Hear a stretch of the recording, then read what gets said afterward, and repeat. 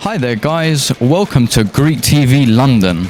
As you can see today we are in the heart of London, and what we want to be showing you guys is the general public, their thoughts on the coronavirus, how they've been dealing with lockdown, whether they've been working, whether they've been furloughed, whether they're a stay-at-home parent, and all the in-betweens.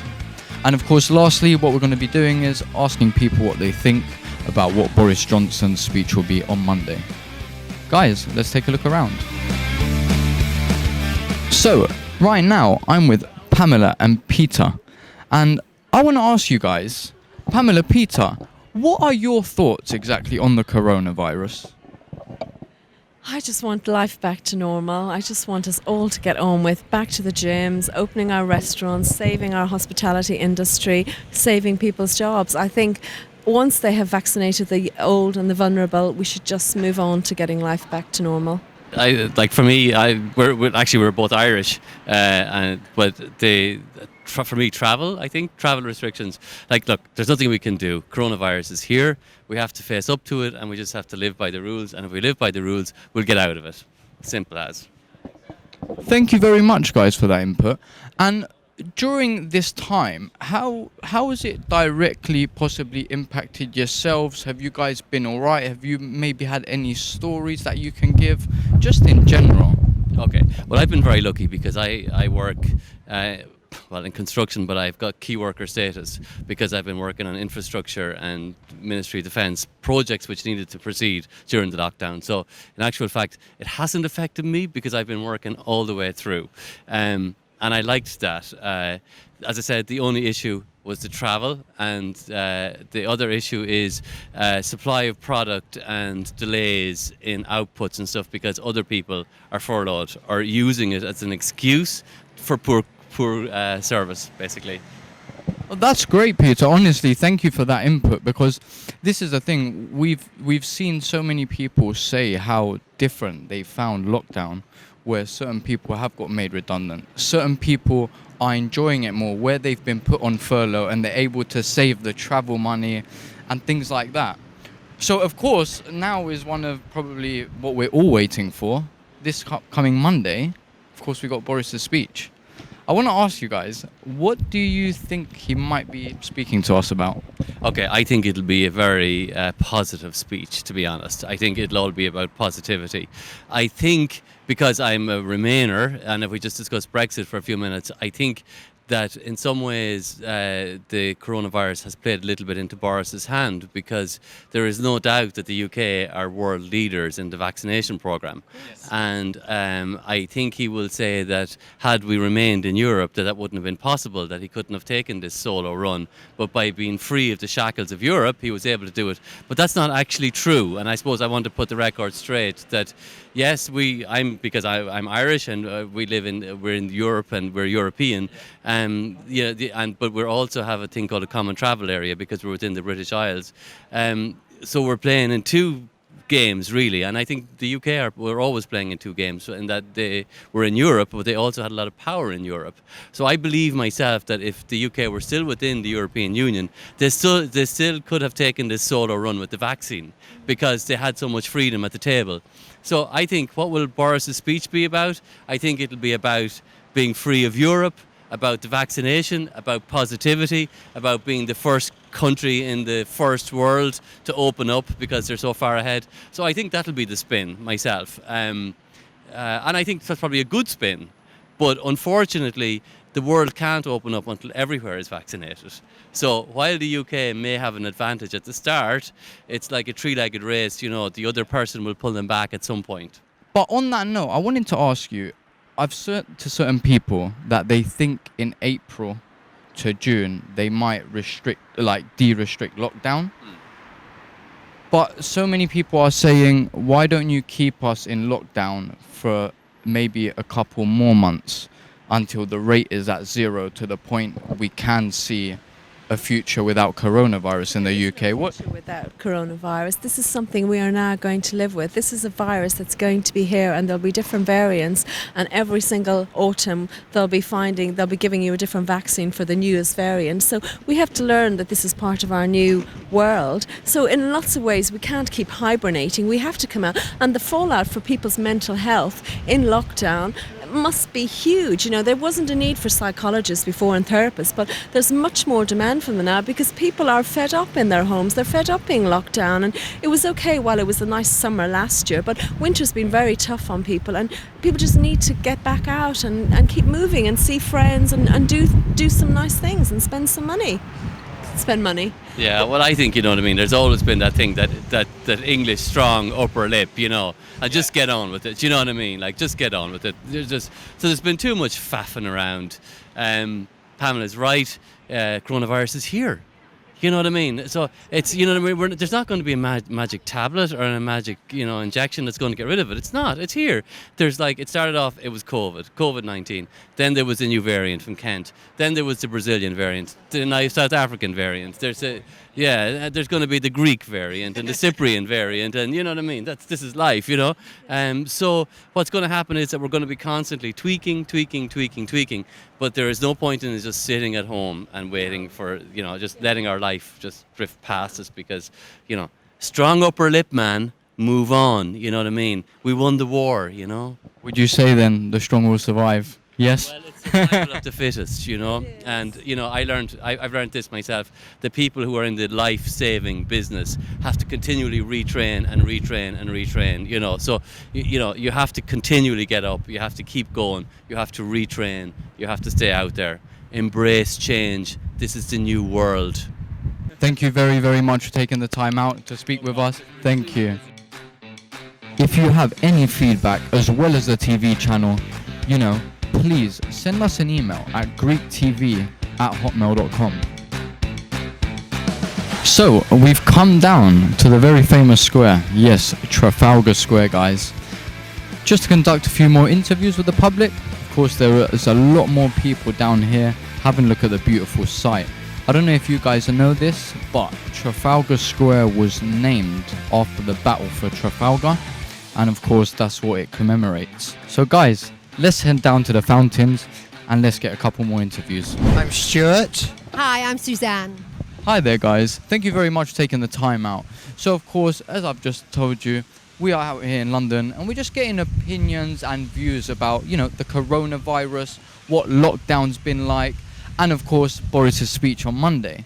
So just in general, honestly, how do you see the pandemic? What do you think? What's your thoughts on it? Well, we're going into the unknown all the time. We don't know where we are. We went back to work. I'm a hairdresser, so I got back to work and everything felt more normalised. So you were a hairdresser and you managed to get back to work after the first lockdown and resumed. So yeah, after that point on, how have you found the virus? So it got back to July to the end of October, got back to some form of normality for me because I was working, just doing my normal routine stuff. And then we locked down again. So that was going to be a month. And then you think, okay, we're going to go back. And then we went back for 3 weeks. And then it's all shut down since. So we need a bit of certainty of where we're going with this, in my opinion, because we can't just keep locking down, which is what everyone's saying, and I'm not saying anything new. We need certainty in where we go. We've got the vaccine, so hopefully enough people will get vaccinated and then we'll be on our way, hopefully. It's not going to be quite as simple as that, but hopefully there's light at the end of the tunnel, I think, anyway. Guys, I have to say, like, the enthusiasm you guys got and you're really upbeat and positive.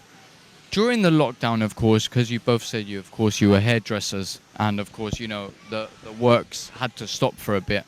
I mean, is there anything you would say for people out there that are finding it hard in lockdown? Maybe things you guys have done or have kept busy? Because, honestly, you guys have been really positive and it's really nice to see that. Well, I have to say today the weather helps. I mean, this is a complete change around. We've got blue sky, it's really warm, and it's the first time that you feel that you can get out there and feel alive.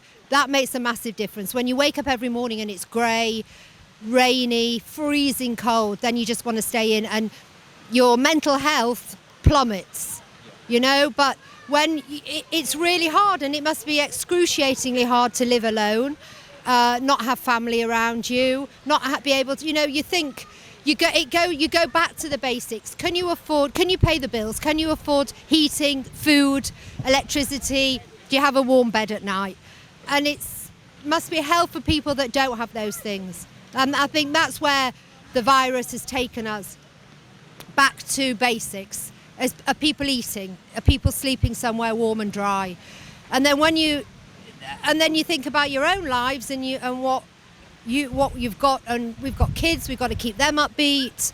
You know, I'm a stylist, so I'm working with fashion, and the shops are shut, so I can't work. I haven't worked for nearly a year, and that's really, really hell. And that's hell for mental health as well. When you're in the creative industry, you need to feed that creativity as well. So I think on that note as well, where you touch base on, you know, having your kids, like, I think it's either like fight or flight, i.e. it's given you that, you know, more motivation compared to someone or couples, say, without kids and stuff like that. Because, of course, when you have to think about other lives, or, you know, you want to see someone else's mental health being better, of course, you know, it's probably give you guys the boost to do the most you can for your kids and stuff like that, and show them that you're getting on with it.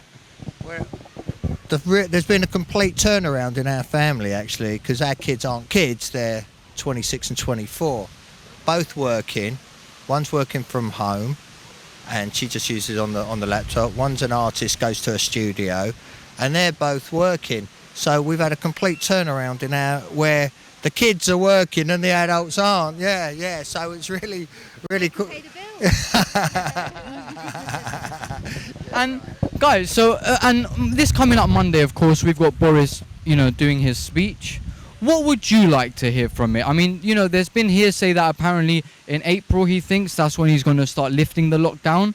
Whether we go in tiers or it's a complete, nope, we're out of lockdown, the vaccines are here, and science will keep on developing these. What would you like to hear? I think as much as everybody is desperate to go to the pub, desperate to go to clubs, desperate to get the world running back normally again, it has to be done right, because there cannot be a fourth lockdown.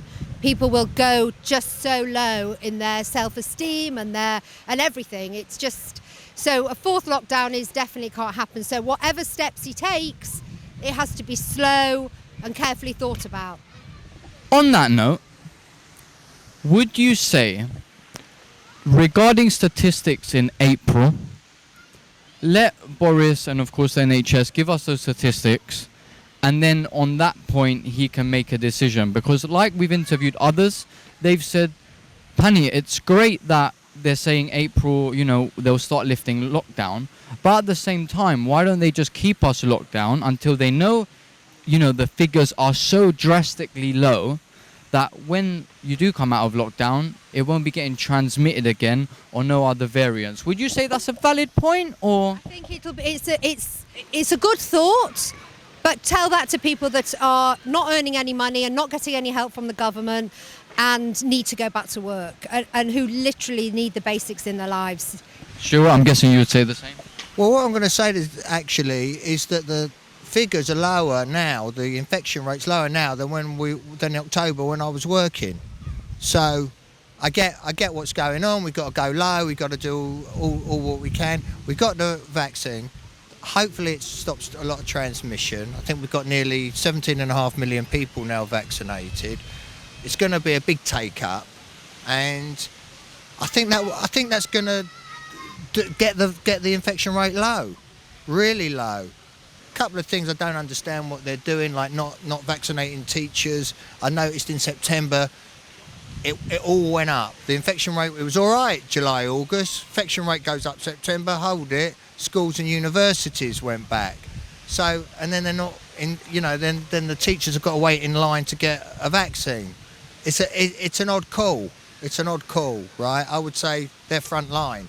So get everyone vaccinated and let's see what the figures do, and then hopefully we'll have a good spring, summer, and we can get back to some form of normality. I don't see it going back to normal till next year sometime, to be really honest. I think we're going to be wearing masks and things, but we can live with that. We can live with it. So it's good. You know what? That's really amazing to hear. And guys, on the up note, so of course this weekend we've got actually lovely weather. It's what a change. The good thing about lockdown is one is getting much healthier and much more exercise. Yeah, you actually, if it was last week, you wouldn't have caught us here. Yeah, well guys, thank you very, very much for your time. Have a lovely evening and enjoy the rest of your day. So guys, Piccadilly Circus here, and I've had this lovely gentleman actually approach me. Carlos. Carlos, how are you, sir? I'm very good. So today what we wanted to do is we wanted to come out here to the public and actually ask people their thoughts on the coronavirus.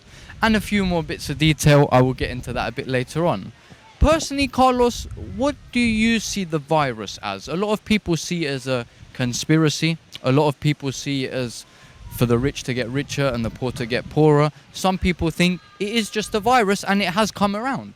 What are your honest thoughts? Well, I haven't got into that much of analyzing if it's a conspiracy, if it's been man-made, if it's been natural-made.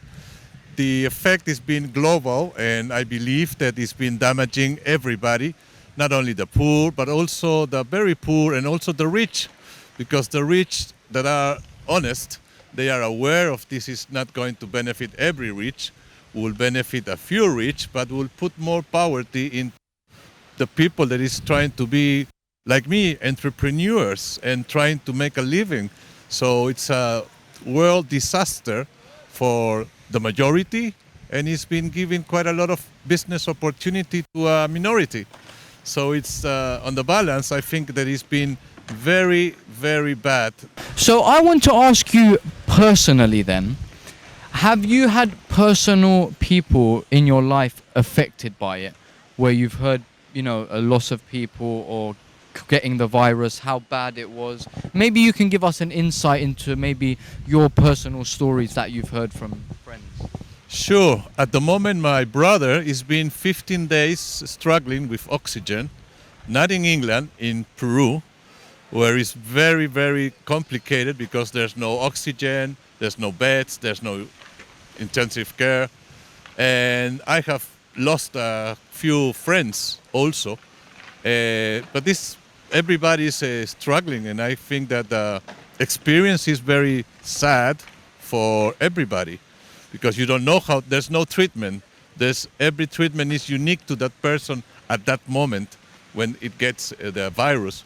I'm touching wood that I haven't got it, but I've been with people that got it, and I don't know why I haven't got the virus. Maybe I'm asymptomatic, I have no idea. Or probably it's because I'm taking quite a lot of vitamins. Well, Carlos, it's good to hear you're healthy, sir. I'm sorry about your personal, of course, friends and your brother especially.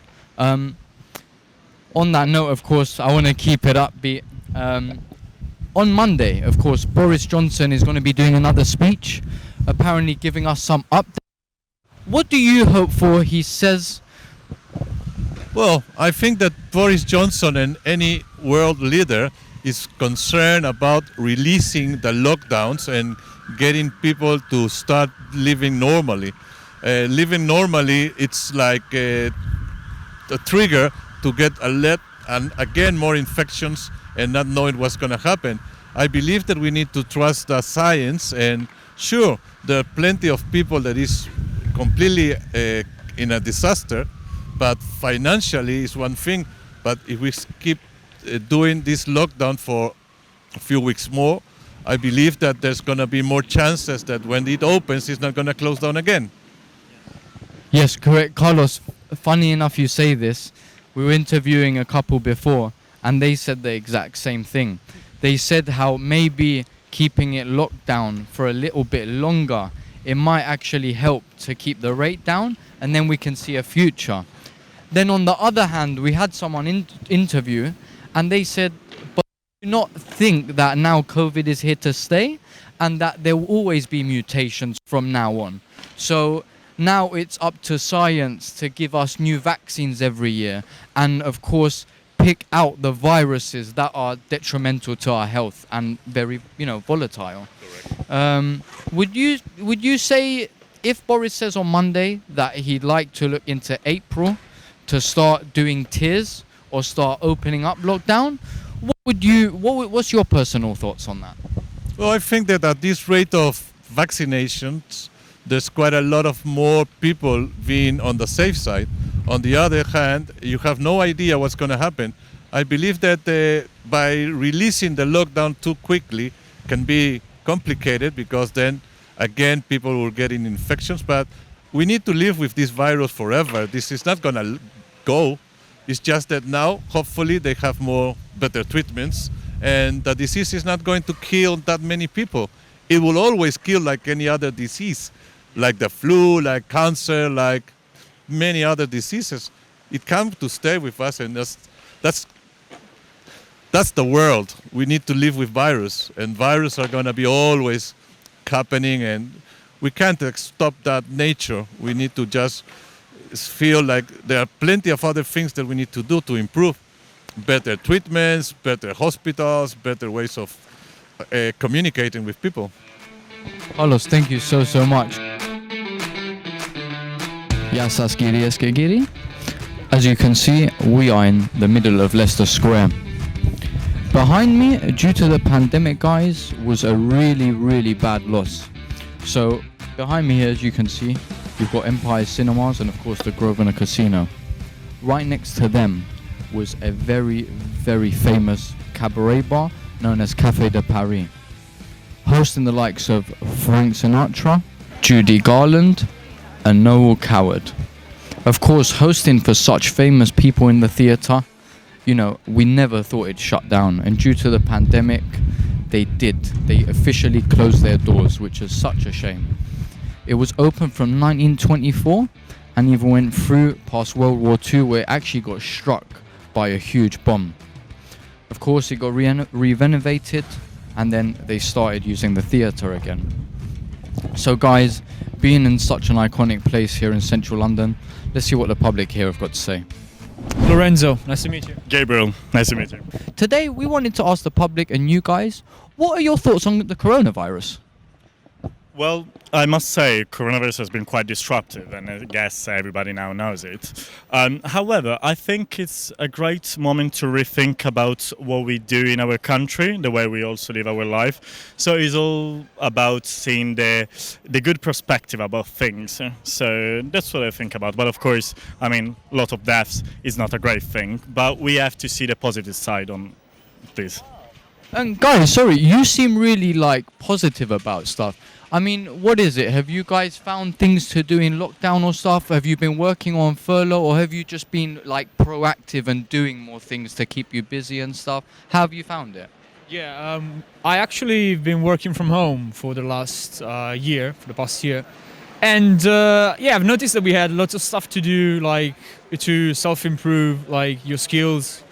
And that's been very useful to think about this kind of new perspective from the coronavirus situation. So you can definitely get new skills, and you can learn from this situation, even to, like you mentioned, to more appreciate the simple things, stay with your family, or maybe to just simply go outside for a walk. So yeah, definitely. Well, yes, fortunately I've been quite lucky, so I had a chance to work from home, and I must say also COVID gave me the chance to find also a new job. So I found a good opportunity that has been open due to coronavirus. Software sales, so software is kind of a cool thing at the moment. Guys, do you know what? That is really refreshing to hear, especially because of course so many people have said that, it's been really tough for them, where either they've been made redundant or, they couldn't find a job, they've really struggled. But seeing that with you guys, you've even got new jobs, you're working from home. Of course, probably for yourself, I'm guessing, have you saved a bit more of not traveling? Yes, of course. I have just a huge impact on my savings, because you don't travel, so you can maybe save on also when you eat outside, you just don't spend like before, so you can manage well your finances. So yeah, definitely a huge impact on that. Guys, I think that's one great thing as well for the viewers to see, because seeing guys like yourselves that are actually on your work and you've got jobs, and yet you're still saying, you're working on yourselves, whether it's doing a side course, doing a side business or something like that, exercising. I think it's really great. So of course we know on Monday, apparently Boris is gonna, speak about a few more updates on the coronavirus. Just personally, whether you know or you've not read into it, what would you like for him to be saying on Monday? Gabriel? Well, to be honest, I'm kind of following what's going on also in terms of my own country, Italy, but also what's happening in any other country. What I would like Boris to say is to emphasize the importance of the vaccine, as he had great success in Israel, where deaths now they have a really low number. Same thing is happening in the UK, so all the people over 80 years old have been vaccinated, and there are the lowest number of deaths since the last 4 months, I would say. So I think Boris should emphasize how important it is that everybody get vaccinated. And also, I presume he's going to give an end date for the lockdown, which I suppose is the end of April. That's my thought. Lorenzo, same for you? Yeah, I agree with him. And of course, just to let the people know that they are working hard to make this situation, I think, better for everyone. So just with the vaccine and the importance of, taking the vaccine, I think is a huge topic. Yeah. Guys, thank you very much. Ella, guys, thank you very much for tuning in today. We hope you have, of course, liked the public's views on the coronavirus, about what their thoughts were on the lockdown, how they've been finding it, all their interesting stories, and of course what Boris will be saying on Monday. Guys, I'm Pany Sophocleos. Thank you very much for tuning into Greek TV London, and we'll see you next week.